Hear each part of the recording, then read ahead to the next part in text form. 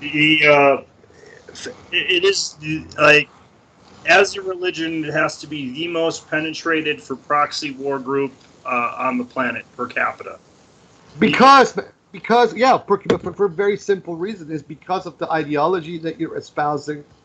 It is because of the networks that you have spread out throughout the world, and because there is cover. I mean, if you're a Catholic, I mean the Catholics are also quite spread out. But if you're a Catholic, you can always be, you can be pointed out to be a Catholic. But Baha'is are that much more difficult to identify by various governments and groups and whatnot. So these people can move around anywhere they want around the world, and get away with literal murder, doing whatever, whether it's financial stuff, whether it's physical stuff, or whatever you have it. And this is a godsend, to organizations like the CIA, like the Mossad, MI6, and on the alphabet soup goes. So, when you're taking on the Baha'is and you are especially claiming the illegitimacy of this hyphen Baha'i organization, you're essentially pitting yourself against the empire itself. This is not just about an ideological battle anymore. This is a full-fledged, war between, the forces of anti-empire and the forces of empire Yeah, itself. it's like the imperial cult. It is the imperial cult. I mean, look what they are preaching: New World Order. All this, ridiculous, ass kissing of America and the British and the Europeans in the writings. Abdul Baha claiming that, they're saying things like the Native Americans should thank, Columbus for discovering them. He calls Africans savages. He defines all indigenous people on the planet as being barbarians and savages and primitive. All of the stereotypes of 19th century racists. Yet at the same time, these people are talking about things like unity of the human race and unity of mankind. Everybody's one. Let's get rid of all of our prejudice. But but these are all just vacuous, empty, and meaningless talking points by these people, because they don't really believe in any of this stuff, and neither did their founders. When Abbas Effendi says the things that he does, that means he's pandering to these white racist elitists, and the people that they attracted to themselves initially in the early turn of the last century were all these socialites and plutocrats, etc. And these people willingly made themselves a tool of the imperial project, whether in its czarist form or then in its Anglo-American form, after the collapse of the Tsarist Empire. And now that the Russians are back, they're cuddling back to Putin, because there's a closer proximity between the Russian border and Iran. And these people have been eyeing Iran for over 100 years. They want power there, and they almost got there completely under Mohammad Reza Pahlavi. Arguably, they also, have clawed a lot of power from the Islamic Republic of Iran, but at least there was some elements of that regime that were pushing back, even though these people, managed to buy off a lot of elements within the Islamic Republic of Iran. But now the situation is such that the Islamic Republic of Iran is becoming daily and daily weaker and weaker and weaker, because it's been infiltrated, and it's been infiltrated from a side that it didn't expect, and that is its Russian allies. And as I was saying, and as I was raising flags way back at the beginning in 2015, these Russians cannot be trusted. Dugin cannot be trusted. These people are working with the Israelis. They're working with the most ultra right-wing Zionist elements of Israeli politics. So if anybody is working with these people, you cannot believe him at his word of all of this song and dance and theoretical phenomenological mumbo jumbo that ultimately, when you break it all down, amounts to a single appendix of that book of his, The Fourth Political Theory, Appendix 2, The Metaphysics of Chaos. And that little tidbit that Mr. Nate Abukira articulated yesterday on TRB, nothing is true, everything is permitted, that famous quote from the brothers Karamazov, right? The underlying philosophy and praxis of Duginism amounts to that quote. That is what this is all about. Dugin is not an Orthodox Christian. He doesn't believe in traditionalism. He's not out to re-established a neo-traditionalist imperium with the Russian Orthodox Church at the center of it. He is there to sow chaos, so that then Russian and American and Israeli capitalists can get into these places and make money. He is the pointy end of, the occult pointy end of capital, and that is all Dugin is. Look, it is not outside of the realm of possibility that beginning in 2016, because I observed this on Facebook, these Russians, as their war with me got going, approached the Baha'is and said, look, you do this X and that, eventually, maybe sooner or later, this regime in Iran is going to change. We're going to help that happen. You have been eyeing, you need power, you want power in Iran. Why don't we work together? And then once the situation in Iran's changed, we do business together. Why wouldn't the USJ and these Haifan Baha'is say no to a proposition like that if it means that the Islamic Republic of Iran, the formal Islamic Republic of Iran, is gone? Even though they've already infiltrated that regime to as far as it can possibly go. They would take that offer in a heartbeat. And they have, and this has happened. And this is why all of these attacks on me as of 2016 has been contracted from the Baha'i Internet Agency to these various Duginist fascists, some of whom are obviously, the agents of the lobby itself, like Dennis Giron, like Nate Abukir, like Nick Ordzek, like that entire cabal of individuals on Facebook who are gatekeeping for, these various Sufi Turuq and the Shias and all that sort of thing, right? Because this is about capitalism, right? These people, this is how hilarious this is and how juvenile and sophomoric the arguments that these people are making against me really are. They're saying that, I am crazy, I am blah, blah, blah, I am this and that because I can't, because I've publicly broken with various individuals that I claimed as friends. Well, first of all, Mr. Dale Husband was never my friend. He was just a bandwidth name. I only had one podcast conversation with him, and that was it. All of these other people that they named, from Nate Abukir himself on down, I never had a single phone conversation with these guys. They were just bandwidth, right? How can you claim friends with individuals that you've barely interacted with? You've never had a phone conversation. You've never had a Skype conversation. There's never been a mutual exchange of something between you. At least Dennis Giron can claim something because we exchanged. He sent me a copy of Hagarism back in 2000, and then later on I sort of reimbursed him with the book he was looking for in PDF, which I gave to him. But that is still not technically a friendship. That is not friendship. Okay, people have the wrong idea what friendship is. What you have done for us is friendship. That is true friendship. That is demonstrated friendship, and not once, not twice, but 3 times. Okay, that is friendship because that involves a real human connection. But what talking and following each other around on bandwidth, people's ideas of reality has collapsed. That is not friendship. These people were never friends to me. I don't know who these people are. I go to London, and one of Nate Abukir's own friends, this Arun Singh, tells me point blank in our house in Highgate that, even though he sent his Quran out to Nate Abukir, he has his suspicions about this guy. And I said, what do you mean? He said, well, I just got fired from the Met Police. I was working in their cybercrime division, and I've been watching this guy, and I suspect that this guy is working for the cops, probably Homeland Security. And I said, well, what evidence do you have besides a hunch? He said, well, I'm in this business. I was in this business, and this guy, is definitely, he's working on some level because he's everywhere on Facebook.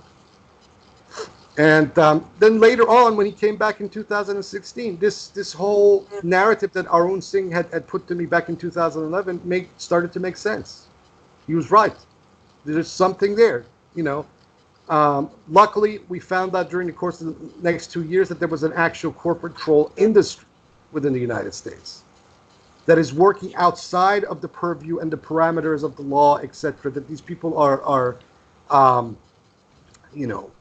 basically doing these sorts of things on the internet, and because the laws are so limited, and the courts and the jurisprudence is so incredibly confused about this area, and especially when you're dealing with multiple jurisdictions, that by and large, unless you can get aggressive lawyers that can then make a case based on several areas of the law out of it, it's very difficult to hunt down trolls. Now, this Ginger Gorman believes otherwise.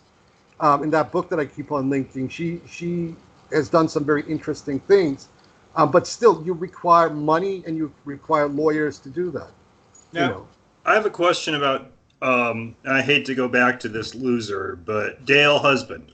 Yeah. He actually... Okay. I gag as I say his name. But he... You said that he was now being established as a supposedly published author by some publication? Yeah, well, this Baha'i Pajuhi, this Baha'i Studies journal, it's run by a couple of different people. My friend Syed Miqdad Nabavi Razavi also published one or two pieces with these people.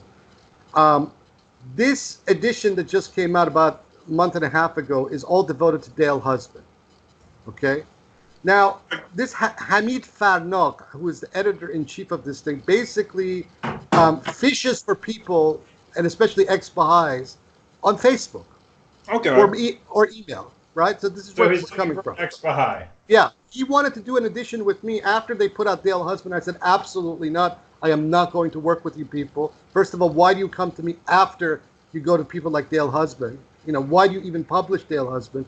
Furthermore, why are you making editions with people like Eric Stetson? Who are these people? What have they accomplished? How long have they been in this struggle? I mean, it's one thing to put Dennis McEwen and Juan Cole, although, Juan Cole I cannot stand because this guy is a shill of the Democratic Party. You said that he backed regime change. Yeah, in Libya, this guy was the head cheerleader of the entire American and European news network. I can't believe that he thought that was a good idea. That's crazy. Because this guy is a classic establishment liberal, right? This guy's mentality is operating from another era. He doesn't understand certain things. It doesn't want to understand, and also fundamentally that he believes in a concept of Pax Americana. He believes in American imperialism, except in its liberal, in what that means in the United States. He believes it from that angle. It's like he's been screwed over by the CIA and the Baha'is, and yet he's still fighting on their side. Well, because, his career and his legacy and all of these things depend on it. I suppose. Yeah, that's the bottom line. But, let's be honest that these people are bad news, all of them. Eric Stetson especially. I mean, Eric Stetson is now trying to climb the ladder of the Democratic Party where he is in Virginia, or West Virginia, right? So he's left this whole Baha'i stuff, the Unitarian, Universalist stuff.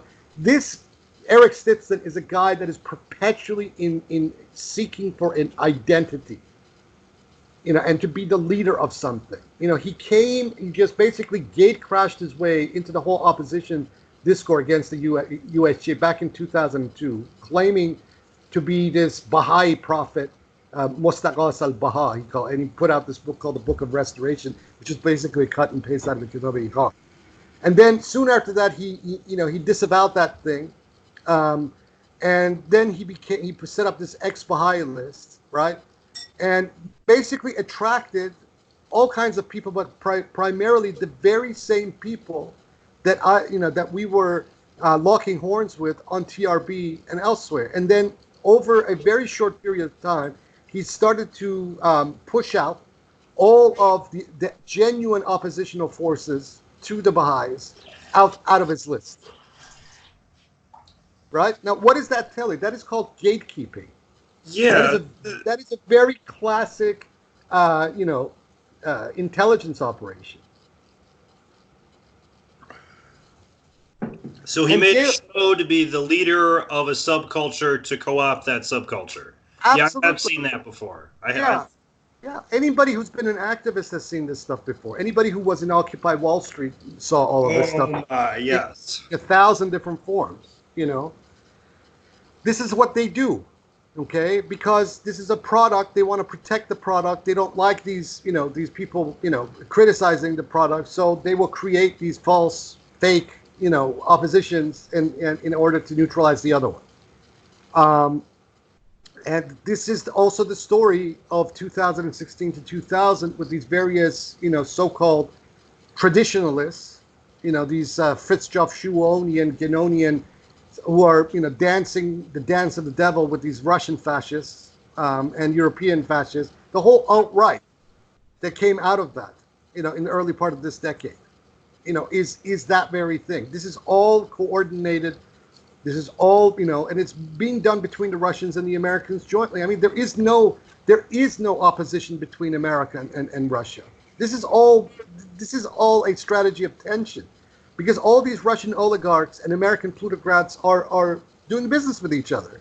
Trump is doing business with these people. The Mercers have been doing these people. One of the biggest plutocrats in the United States and also in Russia. They're doing business with the Russians, right? This is about the more aggressive wing of neoliberal capitalism, and the Hillary Clinton clan was the more was a kind of a different faction of this, but really no different. And so all of these people that were pulled into the pro-Trump camp and to support and beat their breasts for Vladimir Putin and Russia, and then get pulled into reading the absolute garbage of this Alexander Dugin, etc. These people are chumps. I will be honest with you. From 2011, when I got back to Australia briefly from the UK, just as I was packing up, ready to go, and then my dad got sick and he passed away and all that. This Russia Today just grabbed me. I was just enthralled with this news network because it was speaking the kind of truths that no mainstream media would speak. And but they had flipped when it wanted to start. Yeah, but it flipped the script, and they had all these very beautiful and voluptuous female commentators. So a lot of the guys would get pulled in by the women, right? But then when they started trying to be Trumpophile.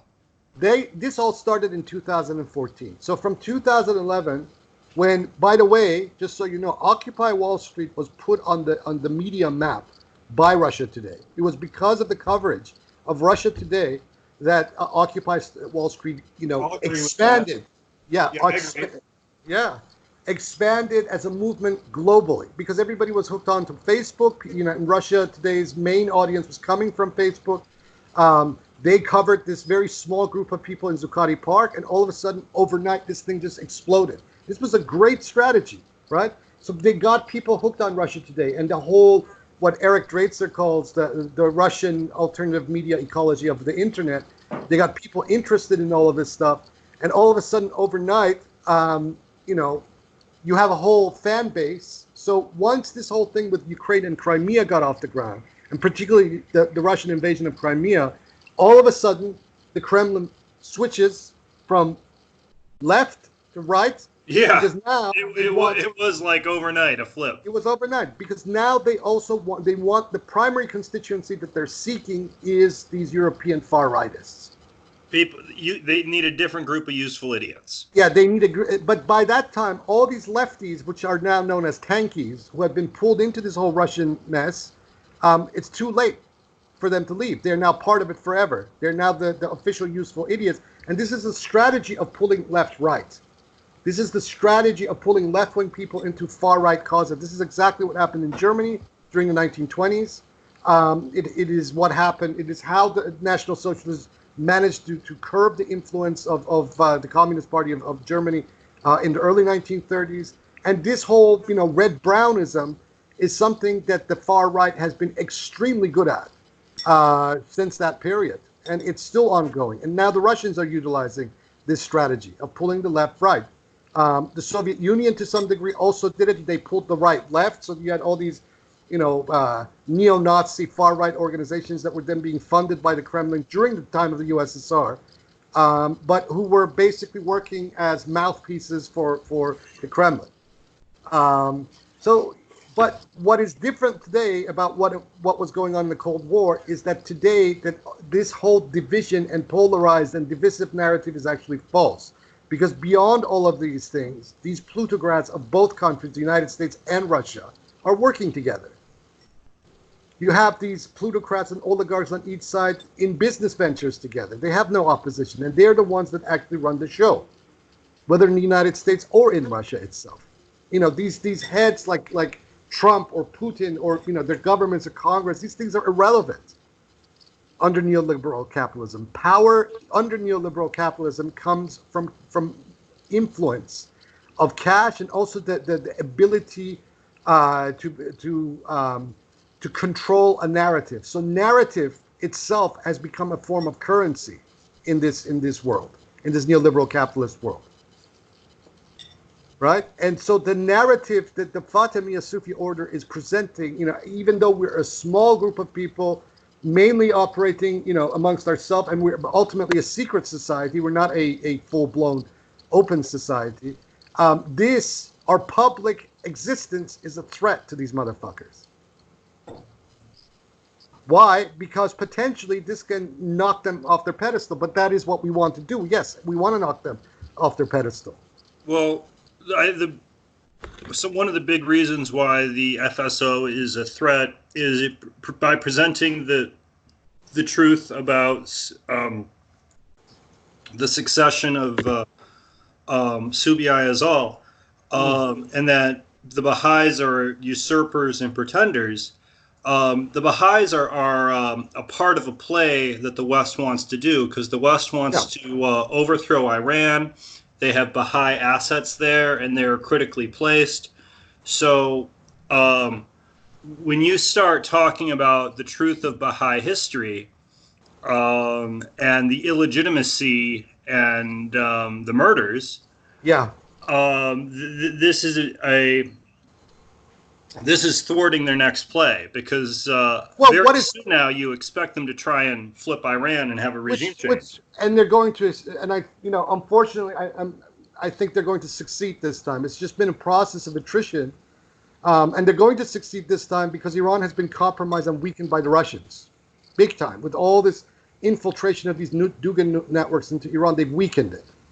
Right, so the Russians the whole time they were pretending to back Iran, but they actually wanted Iran to fall, and the West to sort of be stuck bleeding out and to sort of scoop up the syrup. The Russians have wanted Iran as a colony since the period of Peter the Great. They have wanted these so-called warm waters of the Persian Gulf since Peter the Great. Right. All of that was put on the back burner when the Bolshevik Revolution happened in 1917. But Stalin attempted this by refusing to leave Azerbaijan, Iranian Azerbaijan, and Iranian Kurdistan after the end of the Second World War, until Truman threatened him with nuclear weapons if he didn't, if the Red Army didn't leave. Yeah, Russia and England invaded Iran during World War II, right? Yeah, and occupied it until 1946. Yeah. From 1941 to 1946, Iran was occupied by the Brits and the Americans and the Ruskies.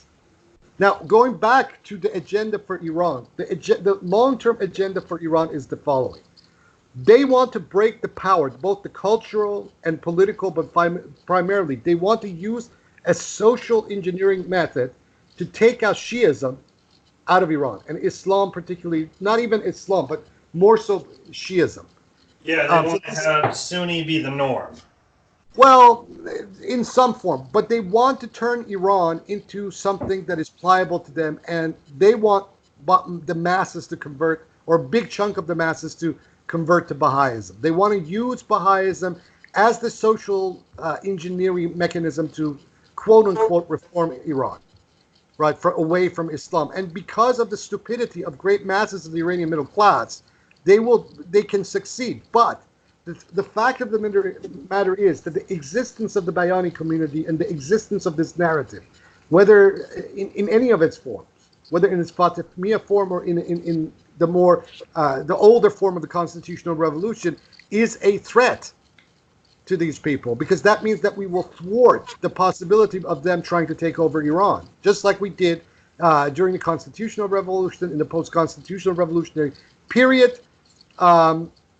Even though they went into the court of Reza Shah, they eventually found themselves in trouble with the Pahlavis briefly. And then during the period of Muhammad Reza Shah, after the coup d'etat of 1953, again, as powerful as these Baha'is got in Iran, especially people like Sabet and Ayadi and this entire Sangasari mafia that was controlling the economy of Iran. Then you had Parviz Sabeti as the deputy head of Savak. Even with all of that, you had the Bayani community pushing back, and they pushed back in very ingenious ways. First of all, they made a ad hoc alliance with this Anjuman Hojjatiyeh, the Hojjatiyeh Society. And so when the Anjuman Hojjatiyeh was not being effective in its own propaganda against the Baha'is in Iran, it was the Bayani community of Iran that saved them. And it was Bayani arguments that then these people internalized and weaponized against the Baha'is to great success during the late 1960s and 1970s. And it's also the reason, because of this success, that then Savak sought to infiltrate this organization, the Anjuman Hojjatiyeh, and planting people in it and whatnot, and what have you. So it's not as if we have not been effective against these imperial stooges. We have been extremely effective against them. Going back to the time of the Constitutional Revolution itself. I mean, during the Constitutional Revolution, these Baha'is were so marginalized out of the activities of the revolution itself that they then went and joined the side of the reaction itself. They joined Muhammad Ali Shah and Sheikh Fazlullah Nuri and the very people and the Russians themselves. It seems like the forces of darkness have a way of polarizing to make the test more clear. Yeah, to make the test more clear. So this is where we're at, man, and this is why I am a threat, and this is why these people, do what they do. I mean, they've only got two people working on me. Dennis Giron and Nate Abu Kira. They're full time, and then they have these part-time fellow trolls of theirs like Nick Orzek and then Taylor Summers and blah blah blah from the Duganis camp. So it is, it's they're not doing all that much, but all of this is coordinated, all of this is orchestrated, and it has a political dimension. The other thing is, from a matter of principle, they keep saying, I've broken with all my friends. Look, Imam Ali alayhi salam says, the truth left me with no friends. That means that, principle overrides individuals. That means the integrity of a principle that a person abides by is more important than any other individual around them, including themselves. Right? That is a dictum and a principle I live by. I have no loyalty necessarily to individuals. My loyalty is to the spirit itself. That is my primary loyalty, not to human beings, to any human being, unless that human being exhibits that same spark, that is necessary. Then I have full loyalty to that individual because of the spirit within them. But when you are dealing with human beings who are broken, who have agendas, who are being used as tools for nefarious purposes, or who flip out because of their naps, then what option does one have other than to put the boot in their ass? I understand in societies like the United States and Europe, etc., that this whole corporate team player mentality is like the overriding thing. But the team player mentality is also the same mentality that witnessed the murder of 6 million Jews in Europe and 1 million or 2 million Roma and whatever other numbers of people that were massacred by the Nazis during the Second World War. Supposedly 11 million just in the camps, I think. 11 million just in the camps itself. 50 plus million people lost their lives during that conflict in Europe alone. Right? That's where team player mentalities, where you stick to individuals and have this warped loyalty to the group and this tribal. That's where these things lead. Human beings need to have loyalty to principles. They need to have, and the locus of that principle, which is always the spirit. That is where the loyalty goes. I have no problems whatsoever, no regrets. These people like Dale Husband or Nate Abu Kira or Dennis Giron himself or any of these other jokers, even members of my extended family like Pai Ian or the Babak and Omid Azini. These people have no backbone. I have no qualms, no regrets at all whatsoever in putting the boot into the backside of these people. Why? Because I did it for the sake of principle, and in several of these cases, I was defending individuals that they were attacking. Now, are the members of your extended family Baha'is or? Most of them are Baha'is, but we also have a lot of non-Baha'is as well. And those are the people I mainly talk to. I don't talk to the Baha'is at all. You know? Well, an absolutist faith who wants to break off all relationships and isolate covenant breakers and then stalk them and incidentally, if you notice, this is exactly what they're trying to do with these individuals on TRB. They're implementing that very strategy of trying to isolate the covenant breaker. You know, this is exactly what they're trying to implement, to ostracize and isolate and defame and neutralize the enemies of the so-called Baha'i covenant, which is a false covenant. It's more like a pact with demons. And it's not a covenant at all. There's no legitimacy to this thing. This thing I call it an infernal pact. Yeah, it's the infernal pact. Yeah, it's an infernal pact. But these people are not going to succeed. They can defame me as much as they want. I am not working for myself. Okay, this is what these people need to understand, and all of their financial backers and their handlers, etc. I am not doing any of this for myself. If I were, I wouldn't do it. Beginning on day one. Who needs this? I am doing this for a higher calling. I am doing this for the spirit itself. That is who is in control with me, completely. I am possessed by the spirit. I am possessed by the Shekinah. I am possessed by Allah Ta'ala. That is the bottom line. And I am working for Allah Ta'ala, and this is the will of the Shekinah for this day, for this to exist. You know, to have this counter narrative to this BS that is destroying this planet and all life and creatures upon it because of people like these idiots who have made themselves out to be tools of completely, selfish, demonically possessed individuals behind them. You know, so I have no regrets whatsoever putting the knife into people like Dale Husband.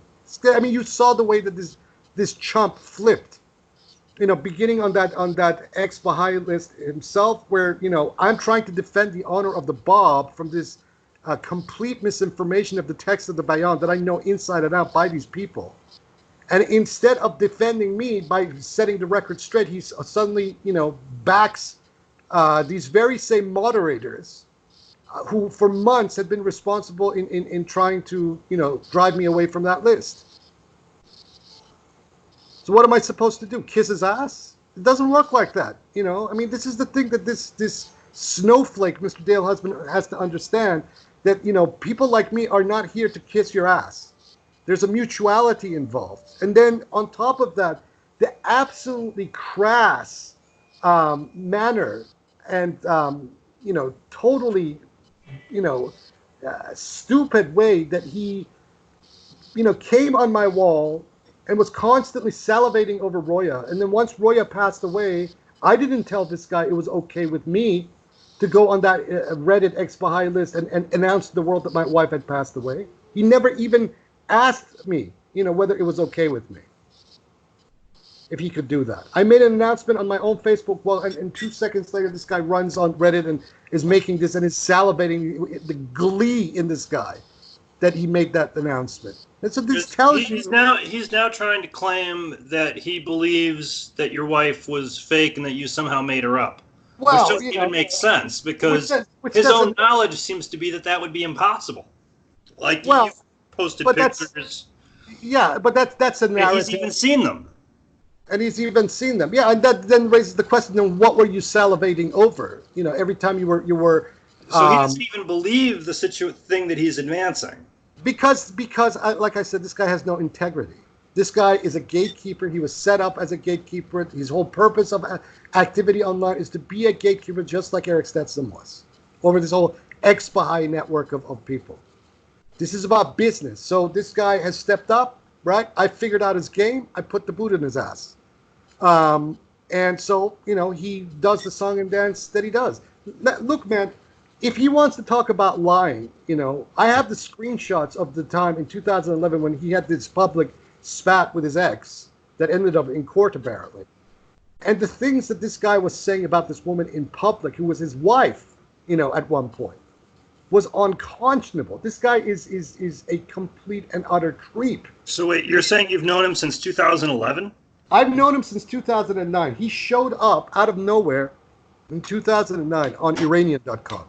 And this raises another bunch of flags. He had never come to talk religion Baha'i, which is where most of the discussions were going on during most of the last decade. Then he showed up, on these various lists, and he became kind of the sidekick to Eric Stetson for quite a long time. He was under his shadow. And then all of a sudden, after Eric Stetson decided to go on to bigger and better things, then that's when, Mr. Dale Husband kind of assumed the de facto position that Mr. Eric Stetson had been pursuing for most of the last decade. So this is all corporate, man. This is all corporate politics. It all follows the models, the patterns, the paradigms, all of it, step by step by step. And I know how this stuff works. They can say whatever they want. It's, they say that I'm a conspiracy theorist. Well, the conspiratorial modus operandi is exactly how the corporate world operates, because everybody's trying to climb the ladder of the corporate world, right?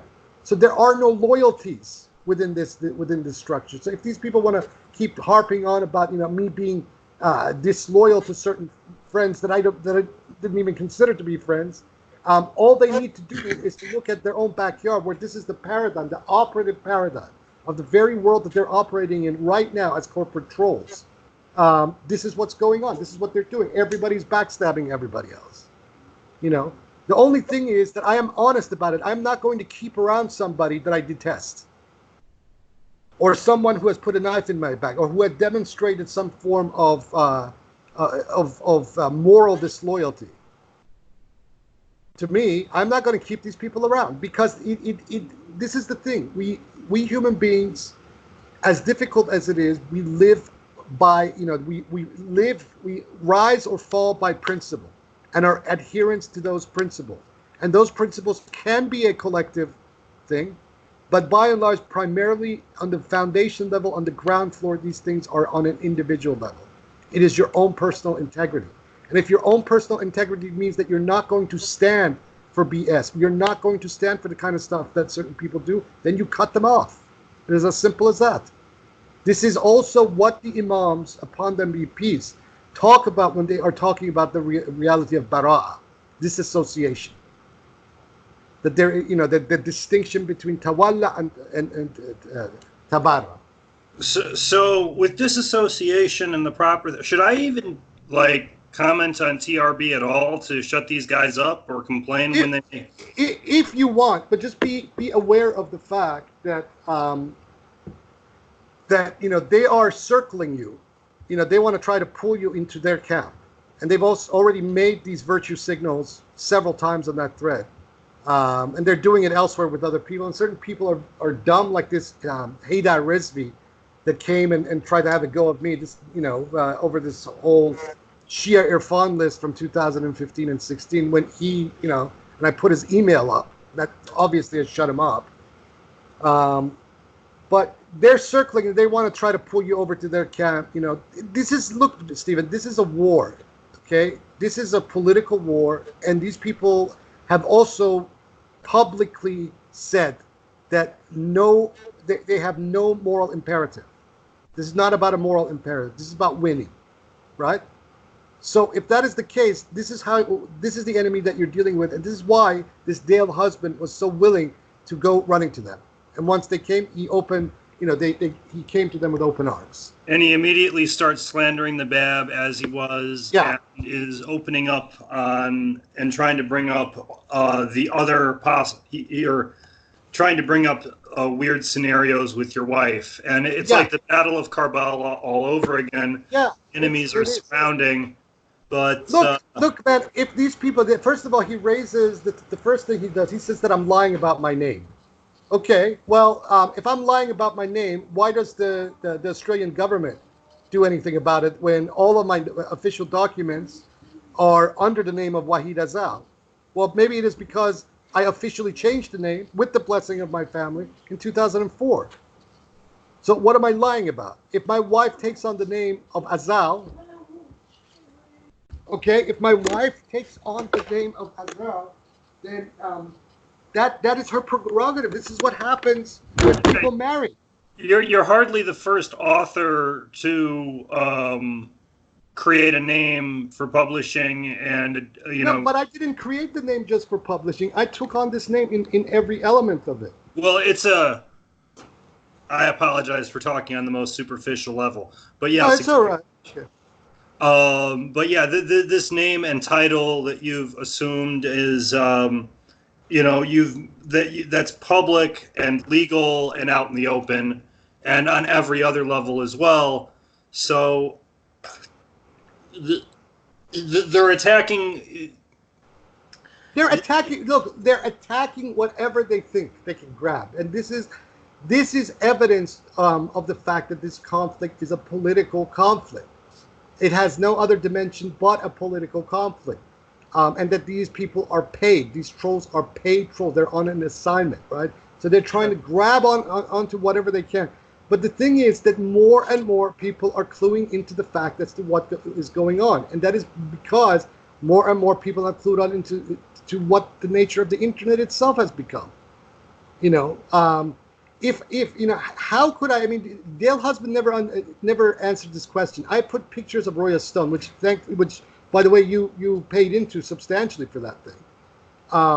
I put pictures of that. How could I fool a stonemason in Berlin, who is governed by not just the cemetery administration, but by the stonemasons guild? Who in Germany? I mean, these people are sticklers. And they go through every conceivable form of verification. How could I fool all of these people about Roya's name? How could I fool the Statsamt, the state documents office, about our name? He tries to attack if this or that. So one of them's attacking your wife as being a fake, and the other one's trying to say that somehow you're responsible for her death. They're attacking two different opposing things at once. Well, they're doing this because I have put it out there that these people are responsible parties for the murder of my wife. So they will put one clown saying that my wife didn't even exist, raising hubris. And he knows better. And he knows better, but he's a tool, this moron, Dale Husband. He should know better, but instead of not falling into the traps, he falls into the trap. So he basically screws these people over on one level by claiming that this woman didn't even exist, while these people are then trying to construct a narrative, that doesn't work because I put this out there first.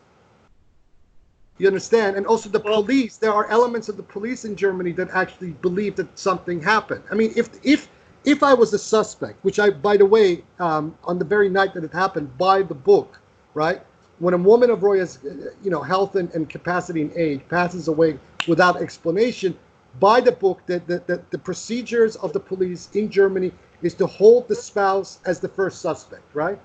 But within less than 24 hours, right? Within less than 24 hours, I was no longer a suspect. Well, these people didn't even come to interview me. I talked to them on the telephone during that entire day of the 12th. I guess the thing about Dale suggesting a scenario he knows is false is he might be trying to fish for more information, hoping that you're going to give him information that proves him wrong, and then he'll get more of your personal information. Because it is true. He like his own knowledge that he should have, he knows that scenario is false, and yet he's presenting a false scenario. And that tells you that the primary motivation of this guy is his own self-interest and his own will to power. What a snake. Yeah, he proved it, man. But, there's a lot of these guys in that whole Unitarian Universalist milieu. Primarily, Eric Stetson was the biggest of them all. he was also UU? He what? He was also Unitarian Universalist? Yeah, he claimed to come, he went from being a fundamentalist. First, he went from being a Baha'i. Then he went to being a Baha'i apostate. Then he went to being a Christian. Some Baptist evangelical church took him in. Then he dropped that. Then he became a Unitarian Universalist, and then God knows what else, and he flipped, it just, but, these people are all tools, man. They are all tools of a strategy that the system implements in order to neutralize opposition.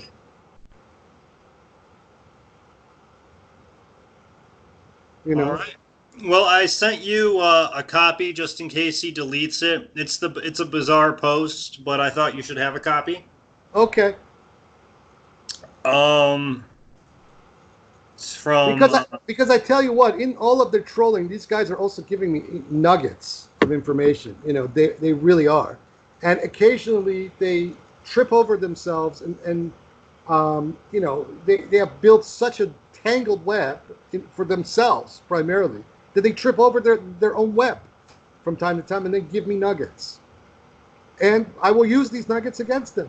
This is a war. You have no moral imperative, so why do you expect us on the other side, to treat you fairly? See, this is what these people are crying about. They're crying about.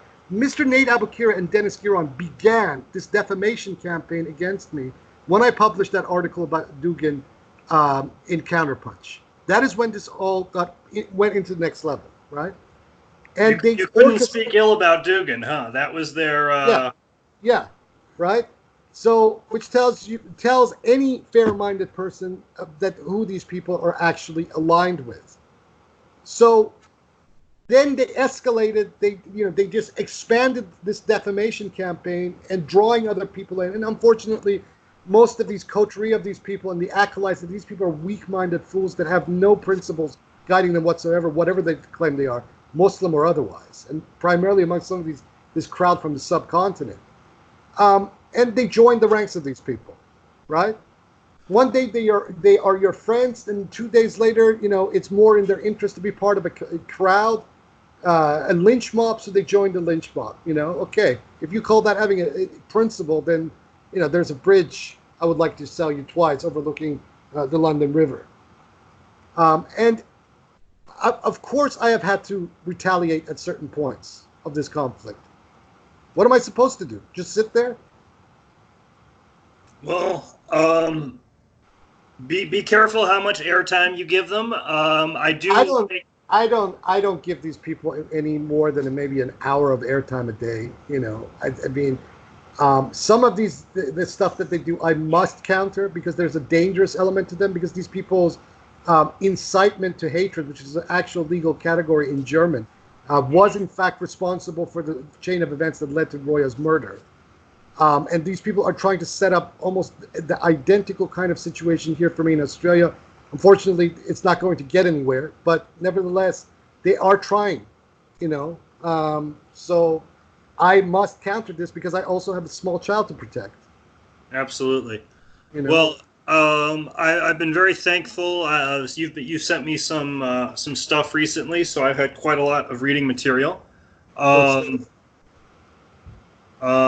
I've been appreciating that, and I guess the more you get your message out that's so threatening to them about the Bayan and the Bab, and that Baha'u'llah is not the successor to that Subi Azal was the real deal, the nominee, and I